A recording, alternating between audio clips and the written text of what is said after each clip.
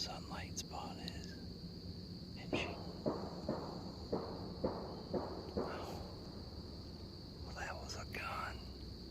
It's not gun season. Hold on. I don't know what that was. Somebody just took a bunch of shots off to my right. Right here, if anything's gonna run this way. But this doe leaked down here. She didn't come down this path. What I was hoping. She went out to the ag field back over here. I seen her scoot around that hay bale. She didn't come all the way down this trail. She just took a left real quick. She didn't wind me or anything. She just decided to take a different path. I don't know where those gunshots came from.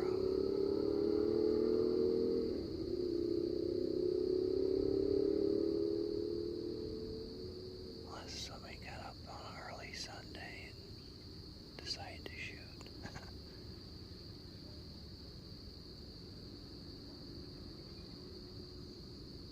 I don't know. But I'll see if that doe's gonna come back. There's a slight breeze at times, so I'm gonna throw out a little bit of cover scent on this branch here because the wind's going this way. It's like weird. It's like coming through the trees and then swirling to my back.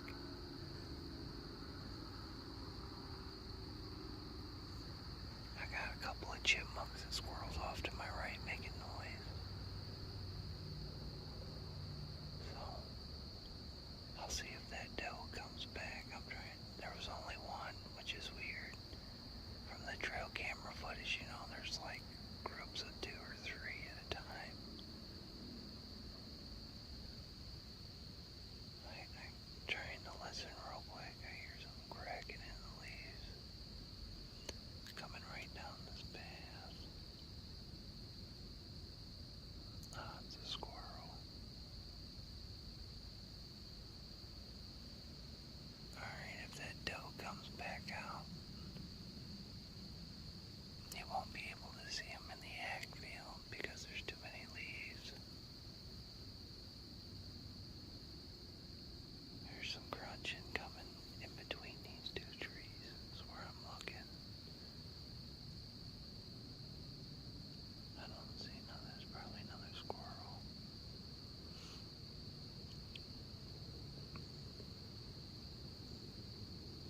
Alright, I'm gonna put the camera down for a minute.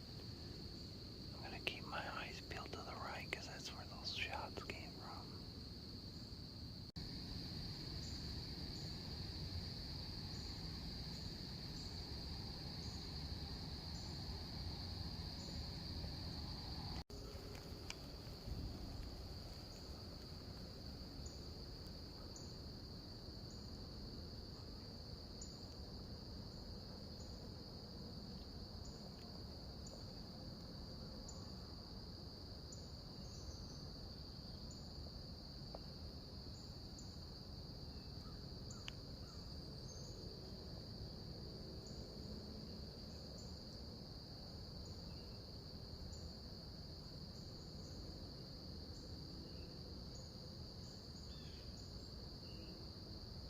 There's a doe right behind me.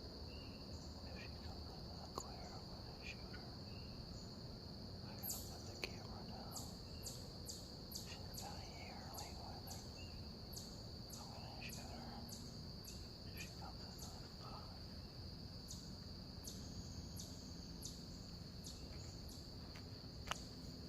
Roll call 219 here.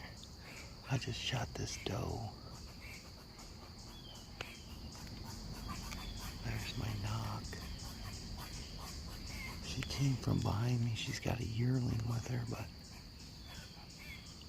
I shot her. She took off in the back. Hopefully I can find her. Yeah, she's smoked. Roll call 219 here.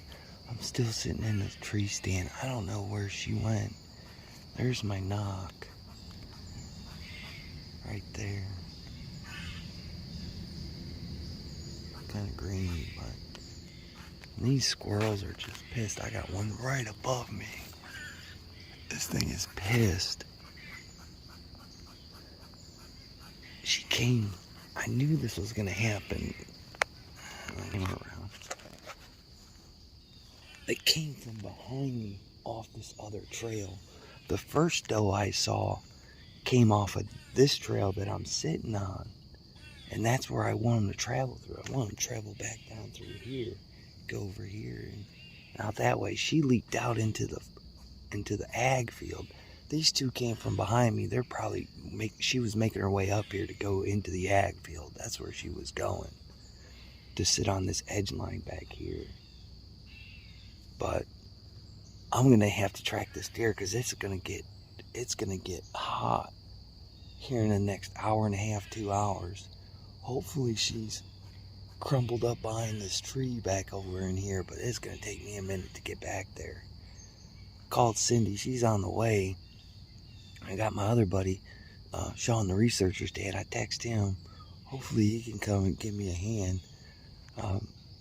If you'd like to donate to the channel, I greatly do appreciate it for a cart, because getting it out of these woods is gonna suck. And I'm gonna have to tie a rope. And when I find her, tie a rope and drag her back this way. It was one of the target does that I had pinned. It was her and her little youngling with her. So there's one gone. I hate burning a tag here. I hate it, but I ain't got no choice. So I'm gonna go track this deer. I'll be right back.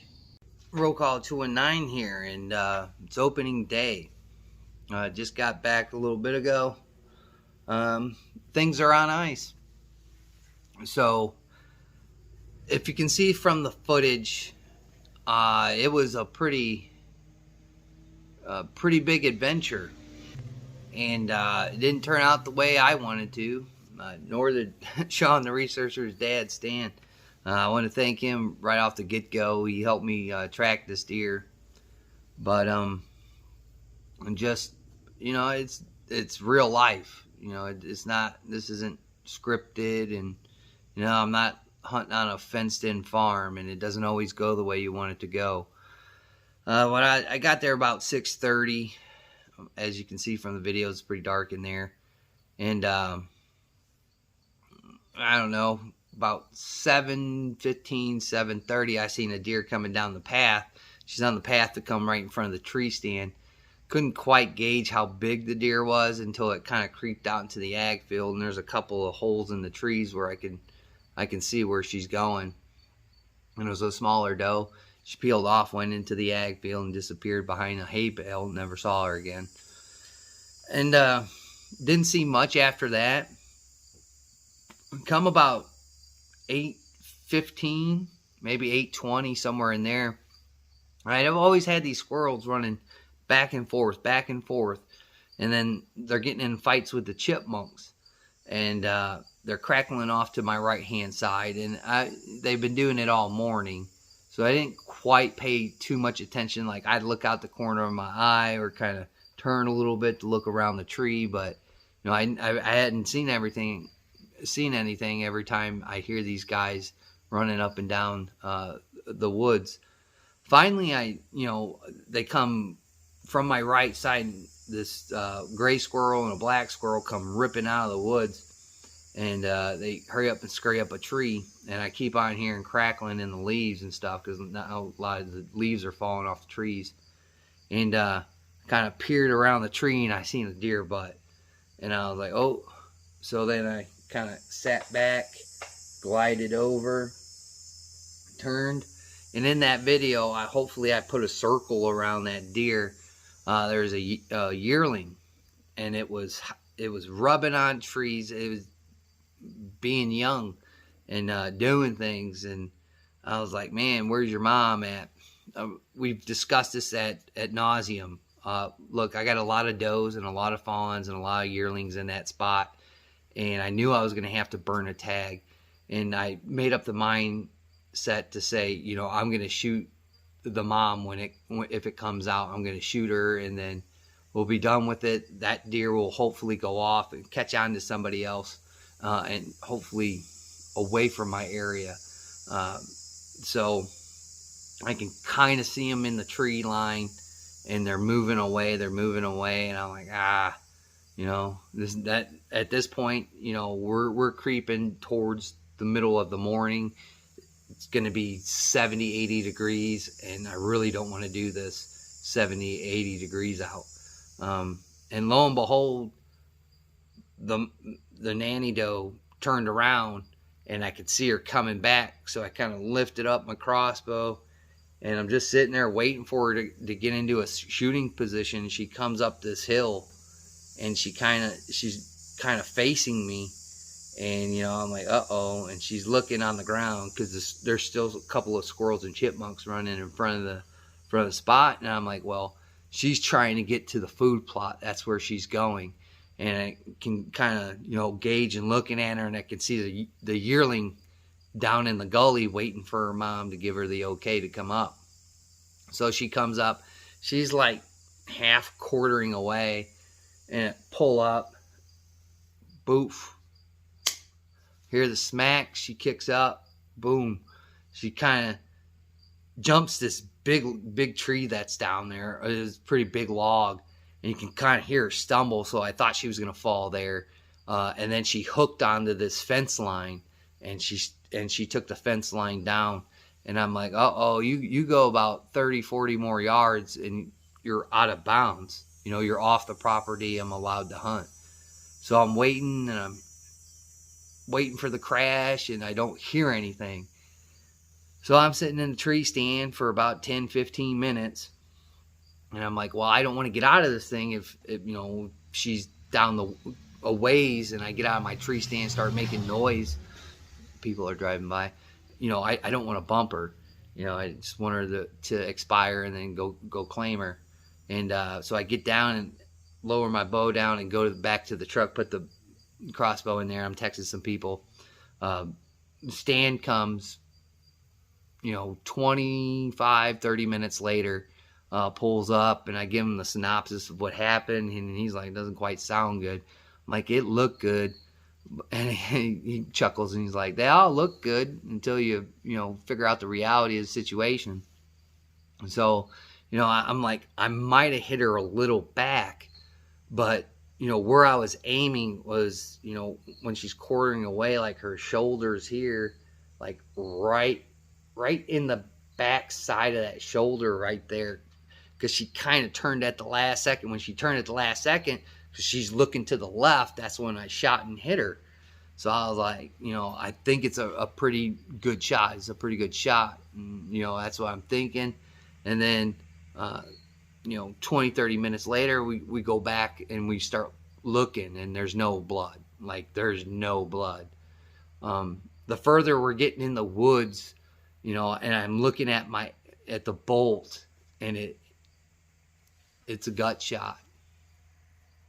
And I, you know, I just, your heart falls out, man. Your heart falls out when that happens, because you know, you don't want this deer to go around injured, and you just don't want it to die off. You just don't, you know. So we're moving through the woods. You know, I'm texting Cindy like, this is gonna be a long track, and I'm like, we know some people, because this deer's heading towards this subdivision that's further down. We know quite a few people that live in it. So we give them a heads up, like, look, we're going to be coming on the backside of this wooded area, and we're going to go into your yard. And they're like, go ahead. So that's cool. So we go back in there, and we hook around to the people that we know property, and we're walking the property line there. And I don't know, 20, not even 10 yards from that spot, there she is. She puts up her head, and he's like, she's right there. So we back out, we go back to the truck. We're sitting there for another 40 minutes, you know, just waiting, you know, going back through the progressions, how we're going to get her out of there, because she was in some thick brush.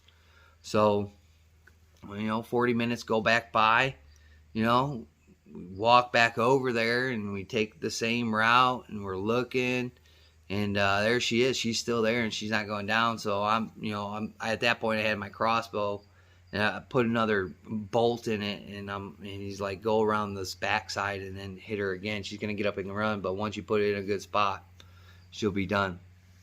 And so I kind of creep into the woods. As soon as I enter the woods on the back side of her, she gets up, boof, takes off, hooks this left, and I look at Stan. I'm like, she's going into that subdivision. I'm like, this is going to be a nightmare. It's Sunday. It's opening day. It's Sunday. People are at church. People are getting ready to watch football. People are getting ready to hang out for the last part of the weekend. Like, I'm going to have to go up on people's property and ask for permission to track a deer. I'm like, don't really want to be that guy.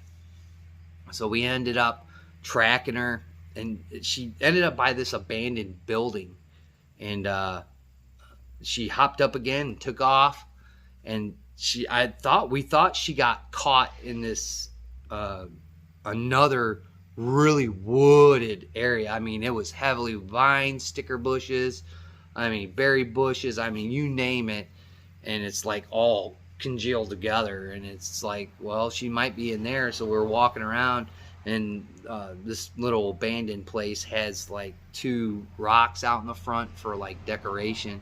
We look on the rock, and there's just a big splatter of blood. At this point, she's pumping blood. The blood trail is enormous.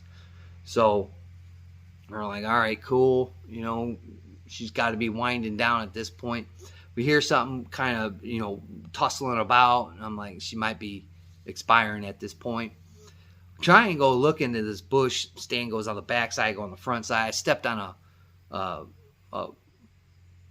yellow jacket bush, so I got out of their nest, and I got out of the bush real quick, and I'm like, watch yourself. They're mad. So we come back around, we meet up, and we retrace our steps, and I don't know how we missed it the first time, but she had crossed the road. And then we looked across the road, and there is just enormous blood trail across the road into this guy's yard. And I'm like, oh my God, I'm going to have to go. We got to go and ask to go recover the deer. We got no choice at this point. So we go back to the truck, throw everything in there. His truck has a bed. So we drive around and go up there. I knock on the door. This lady answers, and I tell her this is what's the deal. She's like, oh yeah, go talk to my husband. I don't care. And went out there, and I waited for her husband to come out, and told him who I was, shook his hand, apologized for encroaching on his territory, his house. And I'm like, I shot this deer 100 yards the other way, and it kicked up into your property. And he's like, sure, you can go ahead and go look for it. So Stan goes off to the right to go look. He's like, they run that tree line, so go check by the tree line. And then he looks at me, and he's like, can I come with? I'm like, yeah, man. Another set of eyes. It's better than 4 eyes. 6 eyes is better than 4 eyes. So we go through this bush where his property is, and he's like, well, I own everything all the way up to this T point. He's like, you can go on this side, I'll go on that side, and your buddy can go up the middle. So we start walking this ridge line, and lo and behold, Stan picks up the blood trail, and that guy's correct. He's got knowledge of the area. So we go up there, we follow the blood trail, and I'm way off to the right. I'm looking to see if she's piled up under these big pine trees, and I hear, Chris, what I'm saying, go over there. And I look around the corner of this tree, and he's like, go get your bow, man. She's still alive. And I'm like, oh my God. Sprinting to the truck, get to the truck, put another a bolt in the crossbow, sprint all the way back to those guys, and I'm fat, so I'm huffing and puffing, and I'm looking. I'm like, can you see her head? Do you know which way she is? Because she's kind of contorted into these vines and these other bushes, really gnarly terrain. And finally, she was looking the other way, and she looks towards us, and she pops her head up, and she kind of gets up and leans up against the tree, and another one goes right through her shoulder, and she gets up. She runs, I don't know, not even 10 yards, 12 yards, something like that, and kaput. So I go back, we go get the truck, put him in the truck, drive back to this guy's house, and he's telling us stories. You know, he used to hunt. He's really old now, so he can't do it. And then he talks about rabbit hunting, rabbit hunting, so on. So we're swapping some stories, and I'm like, man, it's kind of hot out. And I looked at him. I'm like, I don't want to shake your hand. I got blood all over my hand from, you know, dumping the dough in the back of the truck. And he's like, I don't care. I shake his hand. I'm like, well, I'm going to come back here with a couple of back straps, you know, some stakes, and I'm going to drop them off to you. Oh, really? I'm like, yeah. I'm like, for your courtesy of letting me go on your property, that's the least I can do for you. And then you helped us find it. And he's like, oh, man, that'd be great. That'll be great. And I'm like, all right, cool. So we come back here. I just cleaned up the garage. Deer's in the cooler. The first bolt lost its fletching, and it lost there's three sides to the broadhead, and it lost one side. This is the second one. Now the knock is totally abolished. It's trashed, but the broadhead is even worse, if you can see it. I mean, look at that. That thing is broke. You know, I sheared off there. The fletching is really tore up pretty bad. This is just trashed. Again, the broadhead is just, it's mangled, which is sad because these are G5s. These are the G5 Montex or whatever they are. And you can see that thing, it taking a pounding, and it's kind of bent here at the top or at the base of it. So this is trashed. The other one, the broadhead is in the same shape. So when we got her here and we looked, this is the deal. So she's quartering away. I shot right back behind the front of the ribs. I don't know how it did it, but the arrow deflected, maybe hitting the ribs. That's why it lost one side of the broadhead and came out the bottom of her. So, I mean, this one was a straight on shot, and that's what I ended up with. So that scares me. Definitely going to take a look at these broadheads. This is the Razor one. The other one was a Hyper. So same results, but this is trashed. This whole setup is trashed. Again, this is the real world. It looked good. It sounded good. When we got her here and hung her and looked, even in the truck, we looked, and it was a shot behind the shoulder, right at the start of the ribs there. But for some reason, when the arrow went in, it deflected and went down and out, like basically almost in the middle of her. So, I mean, it was a funky shot, you know, kind of turned a little bit. I mean, I don't know how to explain that. That one was right on, and that one went right behind the shoulder, straight through, and she was toast at that point. So, you know, I hate doing that. Again, it looked good, it sounded good, but the end results, it wasn't what I wanted. But the good thing is we did recover the deer. We didn't give up. You know, again, this is real life. This isn't a fenced-in area. These are pretty wild animals, and you know, they have limited interaction with people at times. Sometimes they do.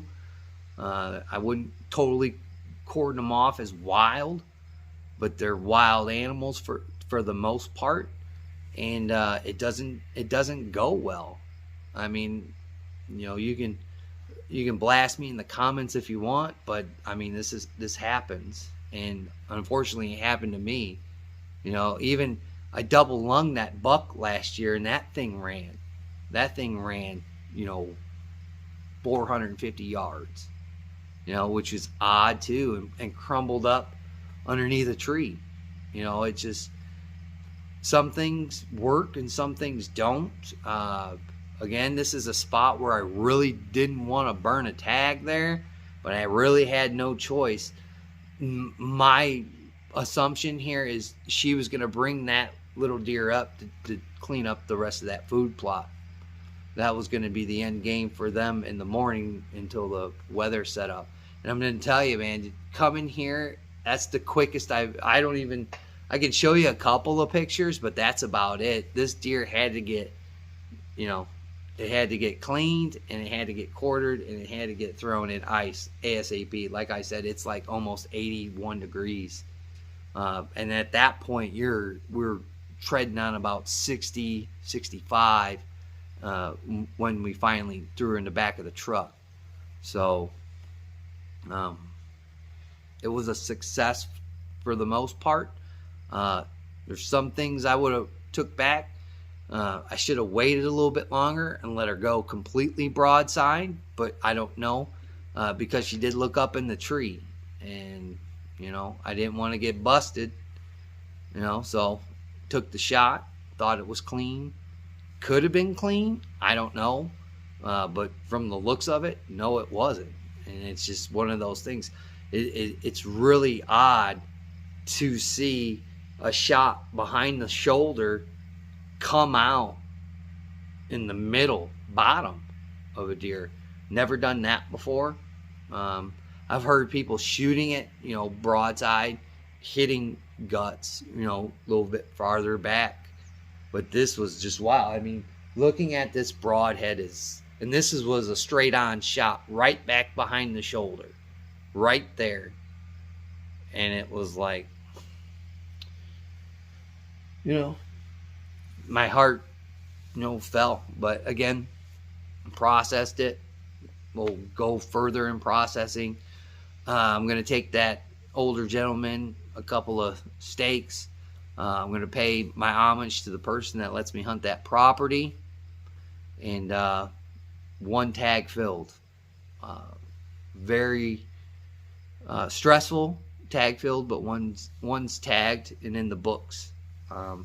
I think I'll wait now at least a week. Until I see what the weather's going to be like, because this was a mad dash to get this deer gutted and, you know, thrown in the cooler. So I don't think I'll shoot another one here coming up until the temperature really drops and it really goes down and it stays consistent. In the morning it was perfectly fine, almost like a little chill in the air, but now it's really hot out, and I don't like cleaning deer when it's this hot out, because you got to be, you know, in go mode, because you got to get the back straps out. You know, we basically just quartered this animal down just enough so we can fit it in the coolers. So opening day was a success. I wouldn't like it to go like that ever again on an opening day or any other hunt, but the more important thing is we reclaimed the deer. I tagged it. It's in the system. It's a done deal. I'd like to thank my old and my new subscribers and just the people that zip through. I greatly do appreciate it. Please like, comment, share, and subscribe. Keep it classy in the comments. If not, YouTube's going to hook them and throw them into this little folder or this little thing in the Creator Studio that I never look at. So I'll never see your comments. So if you keep it classy down there, answer your questions, and, you know, criticism, constructive criticism is good, but if you're going to come in here and just, you're going to get booted. But it was a successful first day. We'll have to chill out for a while until this weather kind of makes up its mind what it wants to do. So again, we'll catch you on the next one.